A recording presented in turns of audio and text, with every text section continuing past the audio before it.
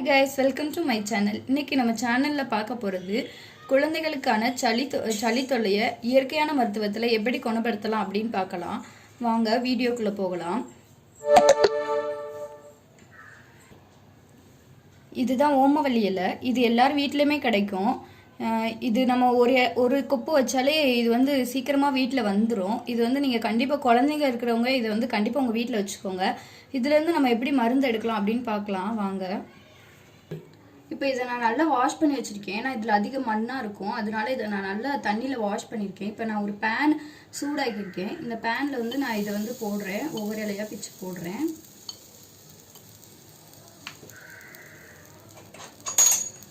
போட்டு இதை எப்படி நம்ம வதக்கணும். எண்ணெய் தண்ணி எதுவுமே விடக்கூடாது. வெறும் வடைச்சிச்சில நம்ம இந்த மாதிரி பண்ணணும். இது எதுக்கு பண்ணுறோம் அப்படின்னா, இப்படி எடுக்கும்போது தான் சார் இதில் நல்லா கிடைக்கும். அதுவும் இல்லாமல் ரொம்ப காராது பிள்ளைங்களுக்கு. இது இயற்கையான முறையில் சளியை எப்படி குணப்படுத்தலாம் அப்படின்ற மருந்து. நான் என்னோட பேபிக்கு இதுதான் கொடுத்துருக்கேன். சளி அவனுக்கு 2-3 டைம் வந்திருக்கு.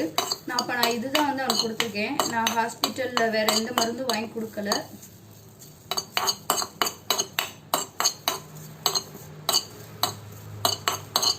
இப்போ இது ஓரளவுக்கு நல்லா இதாகிடுச்சு. ரொம்ப கருக விட்டுறக்கூடாது, ஏன்னா கருகுனா இதில் சாறு வராது. இப்போ இதுவே போதுமான அளவு தான். நம்ம இப்போ ஆஃப் பண்ணிக்கலாம் பேனை. இது நல்லா சாறு எடுக்கிறதுக்கு தயாராகிடுச்சு. இப்போ இதுலேருந்து நான் சாறு எடுக்க போகிறேன். கையால் தான் எடுக்க போகிறேன். பாருங்கள், இப்படி பண்ணால் நல்லா சாறு வரும். அதை விட இந்த சாறு காராது முக்கியமாக. அதுக்காக தான் நான் நல்லா வதக்குனேன். நீங்கள் இந்த மாதிரி பிழியறதுக்கு முன்னாடி உங்கள் கையை நல்லா வாஷ் பண்ணிக்கணும். ஏன்னா இது டைரெக்டாக பேபிக்கு போகிறது. அதனால் நம்ம ரொம்ப சுத்தமாக பண்ணணும்.